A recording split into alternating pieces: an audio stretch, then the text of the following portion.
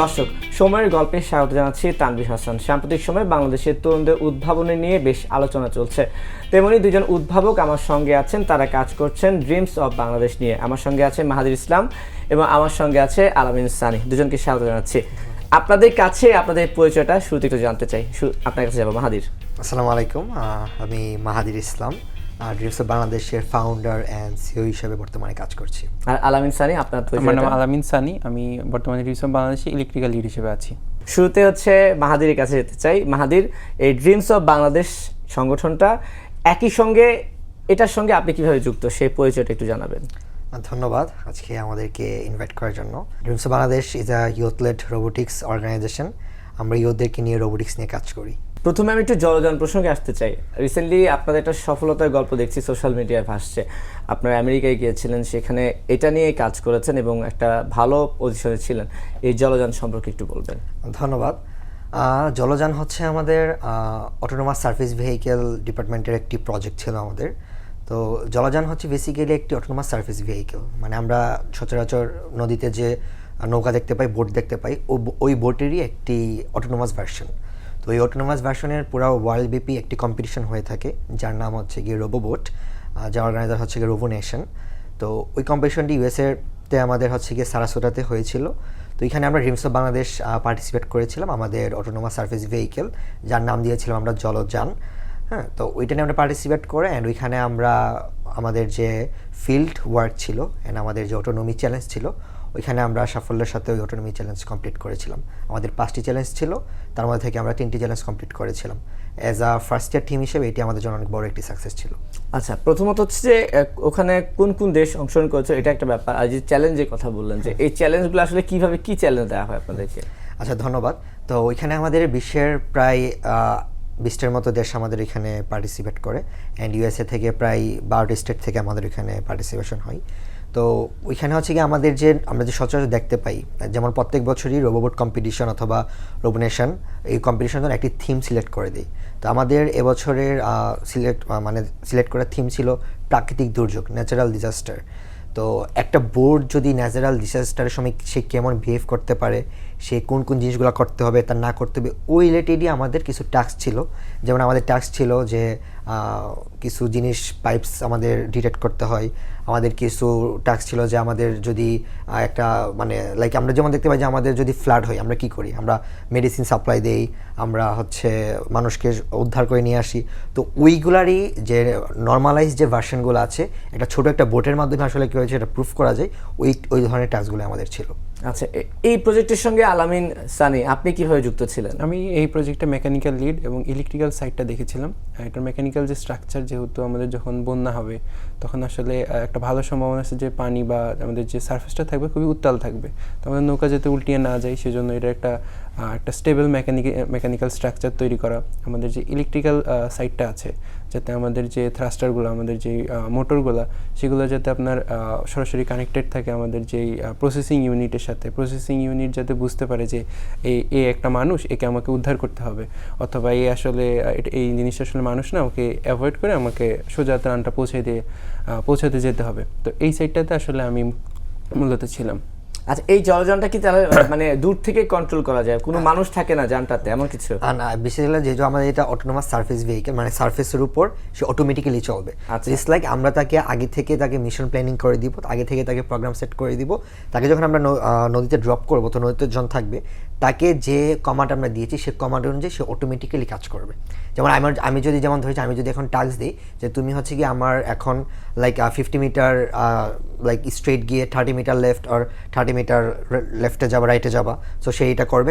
যদি আমি বলি যে করার পর তুমি এখানে একটা ছবিকে ডিটেক্ট করবা, ছবিকে ডিটেক্ট করে তুমি এখানে একটা বল থ্রো করবা অথবা একটা ওয়াটার পাম্প করবা, সো এই জিনিসগুলো সে করতে পারে। লাইক এটা আমাদের যদি আপনি রিয়েল লাইফের সাথে ডিসকাস করেন, যেমন ধরেন যে আমি একটা জায়গা থেকে, একটা স্থল জায়গা থেকে আমি একটা বন্যা কবলিত এলাকায় আমরা ওটাকে পাঠালাম। তো ফার্স্ট কাজ কি, সে একটা ওয়ে ধরে সে যাবে, একটা রাস্তা দিয়ে যাবে, তো তাকে রাস্তাতে ট্রেন করতে হবে। হুইচ ইজ লাইক আমরা রোবটকে ট্রেন করতেছি যে সে 30 মিটার 50 মিটার স্ট্রেট যাবে। দেন আমরা কি বলতেছি যে একটা মানুষ দেখে সে ডিটেক্ট করবে অ্যান্ড মানুষকে সে একটা মেডিসিন সাপ্লাই করবে অথবা সে একটা ত্রাণ দিবে। So which is the thing আমাদের রোবটের মধ্যে, লাইক আমরা একটা বল রাখতেছি অথবা আমরা ওয়াটার রাখতেছি, যে যখন সে একটা ইমেজ দেখতেছে তখন সেই বলটা শো করতেছে, ওয়াটার শো করতেছে। অন দ্য সেম থিং আপনি চিন্তা করেন বন্যার সময়, তাই সেই জিনিসটাই জাস্ট বলের জায়গায় ত্রাণ, বলের জায়গায় আমাদের মেডিসিন, সে কিন্তু ডিটেক্ট করতে পারতেছে। So this is how it actually works. আচ্ছা, মানে হচ্ছে একটা মিশনের মতো, যে তাকে একটা মিশন দিয়ে দেওয়া হয়, সে মিশনটা কমপ্লিট করে ব্যাক করে আবার। এই মিশনে যারা আপনার যত বেশি মিশন কমপ্লিট করতে পারবে, যত অ্যাকুরেসি দিয়ে করতে পারবে, যত পারফেক্টলি করতে পারে, তাদের মার্কিংস তত বেশি হয়, তারাই সেই টপ লিডিং পজিশনগুলোতে থাকে।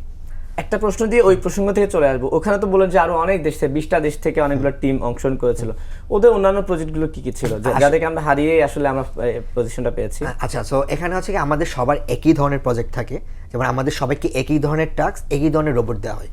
এই রোবটগুলোকে, এই বোর্ডগুলোকে যারা এসবিগুলোকে যারা পারফেক্টলি খুবই ফার্স্ট সিমুলেশন করতে পারে, খুবই ফার্স্ট যারা হচ্ছে কি এগুলোকে আপনার টাস্ক কমপ্লিট করতে পারে, অনুযায়ী পজিশনগুলো হয়। সবার সেম থিং থাকে, সেম জিনিস থাকে, যা থিং ইজ কে কত ইজিলি টাস্কগুলো সলভ করেছে, কে কত অ্যাকুরেসির সাথে টাস্কগুলো কমপ্লিট করতে পেরেছে। আপনি থাকেন কোথায়? আমি ঢাকাতেই থাকি। পড়াশোনা? আমার পড়াশোনা হচ্ছে, আমি বীরশ্রেষ্ঠ মুন্সি আব্দুল রউফ পাবলিক কলেজ থেকে এইচএসসি সেকেন্ড ইয়ার পর্যন্ত পড়েছি, অ্যান্ড আমি right now fall 26 student in Rose Hulman Institute of Technology. না, আপনি তো দেশের বাইরেই বেশিরভাগ সময় থাকছেন এখন, তো বলছি যে উনি তো দেশে, আপনাদের মধ্যে যোগাযোগটা হয় কিভাবে, বা টিমে তারও অনেক সদস্য দেখতে পাচ্ছি, এটা তো মানে আপনাদের টিমের, তাই না? তো এই টিম মেম্বারগুলো আপনারা কিভাবে একসাথে হচ্ছেন বা এই কাজগুলো করছেন? আচ্ছা, ধন্যবাদ। তো যদি এই কথা বলতে, তাহলে আমাদের ড্রিমস অফ বাংলাদেশ নিয়ে বলতে হয়। তো ড্রিমস অফ বাংলাদেশ আমি ফার্স্টে বলেছি ইয়ত্তেট রোবোটিক্স অর্গানাইজেশন। তো আমাদের কাজটা আসলে কি, যে আমরা দেখি যে আমাদের বাংলাদেশে অনেক টিম রয়েছে, অনেক ধরনের কিছু, তো what's the unique thing of dreams of Bangladesh? আমরা বাংলাদেশের তরুণদেরকে নিয়ে কাজ করি, অ্যান্ড আমরা ট্রাই করছি আমাদের শহরের বাইরে যে তরুণরা রয়েছে, যেমন ইটস লাইক আলামিন Sunny, he is from Sylhet actually. So শহরের বাইরে যে তরুণরা আছে, তারা যেন, তাদেরকে আমরা কানেক্ট করতেছি, তাদের যে আমাদের যে আনহাইডেন যে ট্যালেন্টসগুলো আছে, এগুলোকে আমরা নিয়ে আসতেছি, নিয়ে এসে আমাদের মাধ্যমে ট্রেন করতেছি। Like I know what's the surface of the USA competitions. So আমি যখন এই এক্সপিরিয়েন্সটা আমার কোনো একটা মেম্বারকে শেয়ার করতেছি, সে শিখতেছে, সে আবার নিজেকে ট্রেন আপ করতেছে, আমাদেরকে ওদেরকে ট্রেন করতেছি, ট্রেন করে আমরা টিম এক করতেছি, টিম এক হয়ে দেন আমরা এটাকে ড্রিমস অফ বাংলাদেশ হিসেবে পরিচয় দিচ্ছি। আর এই ড্রিমস অফ বাংলাদেশটা আমরা ছড়িয়ে পড়ছি, আবার ওই ট্রেন আপ টিমটাই আমরা পুরো বাংলাদেশে ছড়িয়ে পড়তেছি জালের মতো, যেন ওইখানকার ট্যালেন্টগুলোকে আমরা নিয়ে এসে আমরা কাজ করতে পারি। বাংলাদেশের যে বাংলাদেশ যে আসলেই ক্যাপাবল কোনো কিছু করার জন্য, ওইটাকে যেন আমরা ওয়ার্ল্ডের মধ্যে প্রুফ করতে পারি, তার জন্য আমাদের এই কার্যক্রম। ঠিক আছে, আলামিন, আপনার কাছে জানতে চাই যে এই ড্রিমস অফ বাংলাদেশে কোন কোন প্রজেক্টের সঙ্গে, আমি তো জলযানের কথা শুনছিলাম, আর কোন কোন প্রজেক্টের সঙ্গে আপনি যুক্ত আছেন, টেকনিক্যাল দিকগুলো দেখছেন? আমি এই ড্রিমস অফ বাংলাদেশে মূলত জলযানের মাধ্যমেই আমার পরিচয়টা হয়। এর পরবর্তীতে আমরা আরও কয়েকটা প্রজেক্ট করেছি, যেমন আমাদের কয়েকটা ড্রোন প্রজেক্ট ছিল, আমাদের কয়েকটা রোভার প্রজেক্ট ছিল, আমাদের কয়েকটা এক্সপো ছিল, যেমন ডিডিআই এক্সপো কিছুদিন আগে গিয়েছে। তো আমার আসলে এই কয়েকটা প্রজেক্ট নিয়েই কাজ করা হয়েছে। আচ্ছা, মাহাদির, আপনার কাছে একটা প্রশ্ন করতে চাই। ধরুন রিসেন্টলি এই যে ড্রোনের কথা বললো, ড্রোন তো আসলে এই মুহূর্তে পুরো বিশ্বে বেশ আলোচিত। একটা সময় আমার কাছে মনে হচ্ছে যে ড্রোন মানে হচ্ছে হয়তো বা ভিডিও ধারণ করা, দূর থেকে অনেক কিছু রিসার্চ করে নিয়ে আসা। কিন্তু এখন দেখুন, আমি যদি বৈশ্বিক যুদ্ধের পরিস্থিতির কথা বলি, সামরিক, তাহলে দেখবো যে ইরান আমেরিকা যে যুদ্ধ হচ্ছে, সেখানে কিন্তু ড্রোন একটা বেশ সফলতার মাপকাঠি। একই সঙ্গে রাশিয়া ইউক্রেন যুদ্ধের ক্ষেত্র। এই ড্রোন প্রযুক্তি নিয়ে আপনারা কি কাজ করছেন, বা বাংলাদেশের জন্য আপনারা আমাদের ড্রোন প্রযুক্তিটা এখন কোন ধাপে আছে, কি মনে হয় আপনার কাছে? ধন্যবাদ। তো আসলে ড্রোনের যদি সেক্টর বলতে, ড্রোনের অনেকগুলো সেক্টর রয়েছে। আপনি ড্রোন দিয়ে ফটোগ্রাফি করতে পারবেন, আপনি ড্রোন দিয়ে কোনো মিশন কমপ্লিটও করতে পারবেন, অথবা আপনি এই ড্রোনটাকে হচ্ছে গিয়ে যুদ্ধের কোনো ক্ষেত্রে কাজে লাগাতে পারবেন। তো ওই সাইড থেকে আমরা হচ্ছে গিয়ে ইউএভি নিয়ে কাজ করতেছি, আনম্যান্ড এরিয়াল ভেহিকেল নিয়ে কাজ করতেছি। আমরা we are trying something to make new, আমরা কিছু নতুন কিছু করে ট্রাই করতেছি, যেটা কিনা আসলে বাংলাদেশের, যদি আমি আমার ভিডিওগ্রাফির ক্ষেত্রেও বলি থেকে শুরু করে, আমি যদি কোনো একটা আমার অফেন্সিভ অথবা ডিফেন্সিভ ক্ষেত্রে বলি, তো প্রত্যেকটা সেক্টরে আমরা এটা নিয়ে কাজ করতে পারি। ওই জিনিসটা নিয়ে আমরা রিসার্চ করতেছি, আমাদের R&D অনগোয়িং আছে, আমরা কাজ করতেছি। বাট আমাদের টার্গেট একটাই, যে হোয়াট এভার উই মেক, মানে আমাদের জন্য এটা বাংলাদেশের জন্য কাজে লাগে। Whatever you want to make, this is for Bangladesh.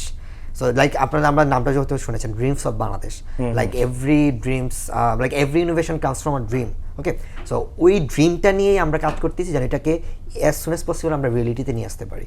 এখন ধরুন, এই যে আমি যে ড্রোনের কথা বলছেন, যে আমরা সামরিক ড্রোনগুলোর কথা বলি, ইরানের শাহেদ ড্রোন কিংবা কামাকাজি ড্রোন, মেবি সামথিং, এই ধরনের কিছু একটা নাম, এই ধরনের ড্রোন বাংলাদেশে কি বানানো সম্ভব কিনা, বা আপনার তো ড্রোন নিয়ে কাজ করছেন বললেন অনেকটাই, সেগুলো কি সম্ভব? ধন্যবাদ। আসলে বাংলাদেশে যদি বলতে চান, Bangladesh has a very untapped talents. Okay, so বাংলাদেশের অনেক আনহাইডেন লিমিটস আছে, যেগুলো কিনা আমরা পাচ্ছি just for the proper funding, proper resources, proper opportunities. তার জন্য আমাদের ট্যালেন্টগুলো আটকেছে। এই যে যেমন ধরেন যে আমরা dreams of Bangladesh is not like only for organization, this is a Bangladesh, we are thinking all about the Bangladesh. So এই বাংলাদেশকে দেখতেছেন যে they are going to NASA, they are going to Microsoft, they are going to compete with the MIT, Stanford University. So they have capabilities, but they don't have these opportunities, perfect funding or perfect resources. So আমি মনে করি যে আমাদের যদি এরকম perfect funding, perfect resource and perfect opportunities থাকে, access আমাদের বিভিন্ন ধরনের হাই ল্যাব ফেসিলিটিস থাকে, Bangladesh youths have this ability যে 60 জন কেন, they have make this ability to more better than 60 জন। We have this capability, but we need the resource, we need this funding, or we need the higher accessories or something like that. এই প্রসঙ্গে কথা বলবো, কারণ আমি দেখেছি যে আপনারা সাম্প্রতিক সময়ে সেনাপ্রধানের সঙ্গেও কোনো একটা জায়গায় আপনাদের দেখা হয়েছে, এবং বাংলাদেশের তরুণ যারা উদ্ভাবন নিয়ে কাজ করছে এই ধরনের তিনি হয়তো বা নিজ চোখে দেখেছেন। কিন্তু সানির কাছে প্রশ্নটা হচ্ছে, যেহেতু আপনি টেকনিক্যাল দিকগুলো দেখছেন, এই যে এগুলো বানানোর জন্য যে উপকরণগুলো লাগে, এটা নিয়েই তো আপনার কাজ, এগুলো কি দেশে মানে অ্যাভেলেবেল পাওয়া যায়, বা আপনার কাছে কি সাধ্যের মধ্যে আছে যে আমি চাইলেই পাচ্ছি? না, আনফর্চুনেটলি এ ধরনের ড্রোন বা এ ধরনের প্রযুক্তি বানানোর যে উপকরণগুলো, যে কম্পোনেন্টগুলো, সেগুলো বেশিরভাগই বাংলাদেশে বানানো যায় না, বা বাংলাদেশে বানানোর মতো ক্যাপাবিলিটি এখনও বাংলাদেশ অর্জন করেনি। তো আমাদের যেটা করতে হয়, আমাদের বেশিরভাগ সময় হয় ইউএসএ থেকে, না হয় চায়না থেকে, না হয় অন্য কোনো দেশ থেকে আমাদের আমদানি করতে হয়, যেটা আসলে রিলায়েবল না। আমরা যেটা চাচ্ছি বা আমাদের যেটা লং টার্ম ভিশন, যে এই ধরনের কম্পোনেন্টগুলো, এই ধরনের চিপগুলো বা এই ধরনের মাইক্রো কন্ট্রোলারগুলো আমরা কীভাবে তৈরি করতে পারি। তো আসলে এটার উত্তর হলো যে না, বাংলাদেশে আসলে এই ধরনের কম্পোনেন্ট খুব বেশি একটা পাওয়া যায় না, বা বাংলাদেশ ম্যানুফ্যাকচারও করে না। শুধু এটা না তো, আরেকটা ব্যাপার আছে, ধরুন আপনি নিজে নিজে একটা শাহেদ ড্রোন বানানোর চেষ্টা করছেন, সেক্ষেত্রে কি আইনি বাধা আছে না মনে হয়, যে আপনি চাইলেই কি উপকরণগুলো আনতে পারবেন? এটার জন্য তো একটা আসলে এইখানের আনসারটা আমি দিই, সেটা হচ্ছে যে ধরেন যে আপনার প্রত্যেকটি ইনোভেশনের একটি স্টেজ থাকে, ঠিক আছে? যখন আপনি একটা আইডিয়া নিয়ে কাজ করবেন, আপনার ফার্স্ট স্টেপ হচ্ছে গিয়ে এটার প্রোটোটাইপ রেডি করা। যখন আপনি প্রোটোটাইপ রেডি করে সাকসেস হতে পারবেন, তখন we have this like wings, যে আমাদের বাংলাদেশে এমন অনেক ধরনের উইংস আছে, they will come to us and they will learn যে আমরা কীভাবে মেক করেছি, is this prototype okay for the like this country. যদি ওকে হয়, then they will funding us, they will আমাদেরকে ফান্ড করবে, অ্যান্ড তারা আসলে তখন ওদের মাধ্যমে আমাদের জিনিসটা করবে যেন আমাদের উপর কোনো প্রভাব না পড়ে। সো ওইভাবে আসলে কাজগুলো, ইনোভেশনগুলো স্টার্ট হয়। যেমন ইনোভেশনের প্রত্যেকটি স্টার্টিং থেকে যখন আপনি প্রোডাক্ট পর্যন্ত থাকবেন, দিস ইজ ইউর্স। যখন আপনি এটাকে মার্কেট স্ট্র্যাটেজিতে নিয়ে যাবেন, যখন আপনি এটা প্রোডাক্ট লেভেলে নিয়ে যাবেন, তখন আপনার বড় পরিসর চিন্তা করতে হবে। তখন আপনার বিভিন্ন ধরনের কোম্পানির সাথে কোলাবোরেশন, বিভিন্ন R&D অফিস আছে, আমাদের বিভিন্ন ধরনের ICT ডিভিশন আছে, তো ওদের সাথে কোলাবোরেট করে দেন আমাদের কাজটা করতে হবে। কারণ আমরা জানি যে আপনি যখন বড় কিছু করতে যাবেন, আপনি একা কিছু করতে পারবেন না, মানে আপনার সবার কাছ থেকে হেল্প নিয়ে তখন আপনি একটা কিছু লঞ্চ করতে হবে। সেনাপ্রধানের সঙ্গে আমি শুধু আপনার টিমটা না, আরও অনেকগুলো দলকে দেখেছি যে তারা তাদের আবিষ্কার নিয়ে সেনাপ্রধান একটা যথাসম্ভব আয়োজন করেছিল। সেখানে আমরা আরও অনেককে দেখেছি যে বলা হচ্ছে যে কেউ রকেট নিয়ে কাজ করছে, কেউ মিসাইল নিয়ে কাজ করছে। ওখানে গিয়ে আপনি কি দেখেছেন, অভিজ্ঞতাটা কি, এবং সেনাপ্রধানের অভিমত কি ছিল?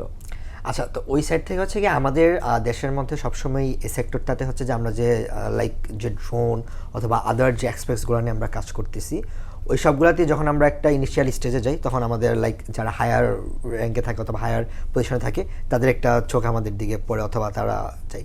তো আমরা যেন আমাদের যে টেকনোলজিগুলো আছে ওইগুলা দেশের জন্য কাজে লাগাতে পারি, দেশের জন্য কিছু একটা কোঅপারেট করতে পারি। যেমন আমরা নাসাতে যাচ্ছি, আমরা ইউএসএতে কম্পিটিশনে করছি, লাইক এখানে অনেক ধরনের টেকনোলজিক্যাল জিনিসপত্র ইউজ হচ্ছে, but whatever it is, আমরা যদি এই টেকনোলজিক্যাল জিনিসগুলোকে যদি আমরা দেশের কোনো একটা প্রযুক্তিতে কাজে লাগিয়ে দেশের জন্য করতে পারি, so this is how it actually works. যেটা আমরা হচ্ছে গিয়ে আমরা অ্যাকচুয়ালি বাংলাদেশ আর্মি বলেন অথবা আমাদের বাংলাদেশ সরকার বলেন, ওরা এই জিনিসটা যাচ্ছে। যেমন কয়েকদিন আগে আমাদের জলযান নিয়ে যখন আমরা কাজ করেছি, আমাদের ডক্টর ইউনূস স্যারের সাথে আমাদের দেখা হয়েছিল, তো তখন স্যার দেখেছেন যে মানে আমরা চাই যে আসলে আমাদের যে যারা এইসব নিয়ে কাজ করে জানে, তাদেরকে জানানোর জন্য যে অ্যাকচুয়ালি বাংলাদেশ কী না পারে। সো যখন তারা অ্যাকচুয়ালি ফান্ডিং পাবে, রিসোর্স পাবে, তখন they will have the capability, they will earn this capability to make something new or like make something better then Shahed drone or something like that. আচ্ছা, আমাদের সামরিক মানে ক্ষেত্র নিয়ে অনেক মানে অভিযোগ থাকে যে এত বছর হয়ে গেছে দেশ, এখনো হয়তো বা সামরিক ক্ষেত্রে আমরা পিছিয়ে আছি। কিন্তু এখন বর্তমান প্রেক্ষাপটে যেটা আমরা যুদ্ধের কথা যদি বলি, যে মিসাইল নিয়ে কিন্তু অনেক আলোচনা হচ্ছে, এই মিসাইল কি আসলে বাংলাদেশের পক্ষে বানানো সম্ভব? হ্যাঁ, আচ্ছা, তো আমি অবশ্যই সম্ভব। আমি যখন ফার্স্টে বলেছি, যখন যে আপনার একটা R&D অথবা একটা রিসার্চ যখন করতে যাবেন, তখন it will take a time, ঠিক আছে? যখন আমি আমি লাস্ট ইয়ার একটা ইনোভেশনের সাথে অ্যাড ছিলাম ইস্ট লন্ডন ইউনিভার্সিটিতে, তো এখানে আমি একটা দেখেছি ওরা একটা চিপ তৈরি করেছে, আমি নাম মেনশন করতেছি না, ওরা প্রায় 6 বছরের মতো টাইম নিয়েছে just only for making a chip. So can you imagine where is the chip difference between a chip and a missile and a chip between and a drone.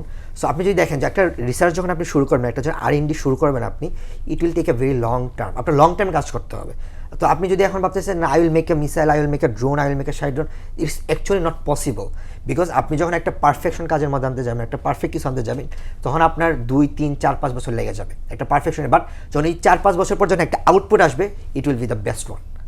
মানে সময় দিলে আসলে সম্ভব, সময় দিলে সময় রিসোর্স থাকলে সম্ভব। বিকজ আমাদের বাংলাদেশিদের ট্যালেন্ট আছে। যেমন আমরা যখন রোবট কম্পিটিশনে গিয়েছি, আমরা নাসার HRC কম্পিটিশনে গিয়েছি, তখন দেখেছি মানে ওরা they are using very expensive parts, very expensive types of things, but we are like just ওদের একটা রোবটের বাজেট পড়তেছে $50,000-60,000, ওই জায়গায় আমাদের ফুল ট্রিপের বাজেট পড়তেছে $5,000। অনেক কম, লাইক 10 থেকে 15 গুণ কম। But whatever it is, আমরা কিন্তু তাদের সাথে গিয়ে কম্পিট করতে পারতেছি। আমরা কিন্তু তাদেরকে মানে হচ্ছে তাদের সাথে একটা মানে অভিযোজন করে আমরা তাদেরকে একটা ডিফিট দিতে পারতেছি যে না, this is Bangladesh is with you, whatever your budget or whatever your something like that, but Bangladesh তোমাদের সাথে আছে। তো এটা দ্বারা কী বোঝাচ্ছে যে আমাদের অল্প রিসোর্স দিয়ে আমরা যে পরিমাণ অগ্রগতি করতেছি, আমরা যদি ফুল রিসোর্স পাই, আমরা যদি ফুল সাপোর্ট পাই, বাংলাদেশে তোমরা ব্লাস্ট করে দিবে I believe. And dreams of Bangladesh is right now working on that. যে আমরা কী করতেছি, আমরা স্টুডেন্টদেরকে নিয়ে আসতেছি, স্টুডেন্টকে নিয়ে আসে আমাদের মাধ্যমে ট্রেন করতেছি, ট্রেন করে আমরা নিজেরা প্ল্যাটফর্ম তৈরি করতেছি। বিকজ আপনি যখন একটা ইনিশিয়াল স্টেজ থেকে আপনি কোনো একটা প্রোটোটাইপ তৈরি করবেন অথবা একটা প্রজেক্ট তৈরি করবেন, একটা রোবট তৈরি করবেন, তো কোনো একটা ইনোভেশন করবেন, তখন আপনার নিজের মধ্যে কনফিডেন্ট আসা লাগবে, না I am capable of this thing. So এর জন্য আমরা প্ল্যাটফর্ম তৈরি করেছি যে আমরা দেখলাম যে না আসলে স্টুডেন্টরা তো এটা বানাচ্ছে, তো ওরা এটা কি শো করবে কোথায়, ওদের কনফিডেন্টটা বুস্ট আপ হবে কীভাবে। তো দ্যাটস ওয়াই আমরা হচ্ছে গিয়ে বর্তমানে Bangladesh Indonesia young scientist association and Malaysia innovation সেন্টারে আমরা বাংলাদেশের কান্ট্রি রিপ্রেজেন্টেটিভ হিসেবে কাজ করতেছি। তো আমাদের কাজ হচ্ছে গিয়ে আমরা ওই দেশের কম্পিটিশনগুলো ন্যাশনাল বাংলাদেশ অর্গানাইজ করতেছি। বাংলাদেশের প্রত্যেকটা জেলা, প্রত্যেকটা বিভাগ থেকে আমরা স্টুডেন্টদেরকে নিয়ে আসতেছি কম্পিটিশন নিয়ে আসার মধ্যে তাদেরকে প্রুফ করার সুযোগ দিচ্ছি যে তাদের ক্যাপাবিলিটি কতটুকু আছে। তো তাদের মধ্যে আমাদের একটা সিগনেচার প্রোগ্রাম হচ্ছে কি ওয়াইস 2026, যেটা কিনা আমাদের নেক্সট 9 মে নর্দার্ন ইউনিভার্সিটিতে হতে যাচ্ছে। তো এই যে প্ল্যাটফর্মটা তৈরি করে দিচ্ছি আমরা, তার মাধ্যমে স্টুডেন্টরা বুঝতে পারতেছে যে তাদের কতটুকু ক্যাপাবল আছে। তারপর তারা ইন্টারন্যাশনাল স্টেজে যাচ্ছে, ওইখান থেকে বাংলাদেশ সিলেকশন হয়, ইন্টারন্যাশনাল স্টেজে গিয়ে তারা প্রুফ করতেছে যে ওয়ার্ল্ডের যে তাদের যে ইনোভেশনগুলো, তারা তো বাংলাদেশ থেকে বুঝতে পারতেছে না যে তাদের ইনোভেশনটা কতটা ভ্যালুয়েবল অথবা কতটা পারফেক্ট হচ্ছে ওয়ার্ল্ড স্টেজে গিয়ে। তো যারা যখন ওয়ার্ল্ড স্টেজে যাচ্ছে, আমরা যখন তাদেরকে ওয়ার্ল্ড স্টেজে নিয়ে যাচ্ছি, তখন তারা আরও কনফিডেন্ট হচ্ছে। Then when they come back to Bangladesh, তখন তারা কেবল আছেন না, this is a time for making something more better thing for Bangladesh. Like আমরা এখন প্রোডাক্ট তৈরি করতে পারি, আমরা ওয়ার্ল্ডের সাথে আমরা টেক্কা দিয়ে আমরা গোল্ড মেডেল নিয়ে আসতেছি, আমরা পয়সা নিয়ে আসতে পারতেছি। তো তখন তাদের বুস্ট আপটা হয়। তো এই যে ফুল একটা ইকোসিস্টেম আমরা ড্রিমস অফ বাংলাদেশ তাই করতেছি, এই ফুল একটা ইকোসিস্টেম বাংলাদেশের মধ্যে দাঁড় করার জন্য। This is not like a business or something like that, যেন ফুল ইকোসিস্টেমটাকে আমরা পারফেক্টলি রান করে একটা স্টুডেন্টকে একটা ইনিশিয়াল স্টেজ থেকে একটা ইনোভেটর হিসেবে আমরা রেডি করতে পারি। ঠিক আছে, ওকে। আমি ছোট ছোট করে প্রশ্ন করবো, ছোট ছোট উত্তর নিতে চাচ্ছি। সেটা হচ্ছে যে আমি দেখলাম যে মাইক্রোসফটের সঙ্গে কাজ করছেন, নাসার সঙ্গে কাজ করছেন, এবং আমি শুনেছি যে চন্দ্র অভিযানের সঙ্গে আপনারা কোনোভাবে যুক্ত আছেন, এইটা নিয়ে একটু ছোট করে। ধন্যবাদ। আমরা হচ্ছে 2025 সালে NASA human exploration rover challenge নামে একটি কম্পিটিশন ছিল। ওই কম্পিটিশনের মধ্যে আমরা আমাদের যে চন্দ্র অভিযান থেকে আমরা একটু কয়েকদিন আগে দেখছেন আর্টিমিস 2 লঞ্চ হয়েছে, যে আর্টিমিস 2 একটা আমাদের একটা সাবসেক্টর ছিল এই কম্পিটিশনটা। তো এই কম্পিটিশনের মধ্যে আমাদেরকে নাসা কিছু চ্যালেঞ্জ ছুড়ে দিয়েছিল যে কমপ্লিট করতে হবে চন্দ্র অভিযানে গিয়ে। তো এখান থেকে প্রায় 7,800টা টিম ওইখানে অ্যাপ্লাই করে, তার মধ্যে থেকে আমরা টপ 78-এ উঠে আসি। অ্যান্ড আমরা টোটালি ওয়ার্ল্ডের সাথে কম্পিট করে টপ 10-এ জায়গা করেনি ড্রিমস অফ বাংলাদেশ। অ্যান্ড বর্তমানে আমরা এই চন্দ্র অভিযান নিয়ে কাজ করতেছি, আমরা মার্স রোভার, মুন রোভার নিয়ে আমাদের রিসার্চ অনগোয়িং। ঠিক আছে, ওকে। অনেক কথা বলে ফেলছি। সানি, আপনার কাছ থেকে শেষ একটা প্রশ্ন, যেহেতু আপনি টেকনোলজিক্যাল দিকগুলো নিয়ে কাজ করছেন এবং সরকারের কাছ থেকে আমরা দেখছি যে রিসেন্টলি উদ্ভাবন নিয়েও আসলে অনেক আলোচনা হচ্ছে, মানুষের আমাদের সামনে অনেক কিছু ভেসে আসছে। সেক্ষেত্রে বাংলাদেশের তরুণদের এই উদ্ভাবন নিয়ে যদি আরও কাজ করতে চায়, তাদেরকে সাপোর্ট দেওয়ার জন্য বা এগিয়ে নেওয়ার জন্য আপনার কাছে কি মনে হয় যে কোন বিষয়গুলো দিয়ে গুরুত্ব দেওয়া উচিত? আমাদের প্রথম বিষয়টা হলো আমাদের ফান্ডিং দরকার, আমাদের ভালো ল্যাব সাপোর্ট দরকার।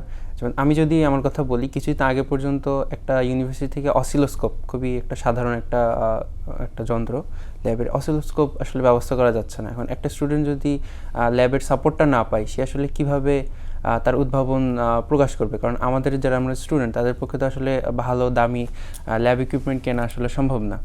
তো ল্যাব সাপোর্টটা যাতে স্টুডেন্টরা পায় এবং যেই মানে এনকারেজমেন্টটা এটা যাতে পায়, এগুলো পাইলে আশা করা যায় আমাদের বাংলাদেশের যে স্টুডেন্টরা আছে তাদের মধ্যে এনাফ মেধা আছে ভালো কিছু একটা দেশের জন্য করার। আচ্ছা, আর মাহাদি একটা হচ্ছে যে রিসেন্টলি তো উদ্ভাবন নিয়ে আমরা অনেক দেখছি, যেমন সোশ্যাল মিডিয়ার যুগ যেহেতু, তো দেখছি যে এমন এমন বিষয় নিয়ে আলোচনা হচ্ছে যেটা আসলে কোনো গুরুত্ব বা গুরুত্বপূর্ণ নয়, যেমন হেলিকপ্টার বানিয়েছে, হেলিকপ্টার উড়ে না, শুধু পাখা ঘুরছে। এগুলো কি উদ্ভাবনের মধ্যে পড়ে, কিংবা সরকারের আসলে কোন উদ্ভাবনগুলোর দিকে নজর দেওয়া উচিত? ধন্যবাদ, ভেরি টাফ কোয়েশ্চেন।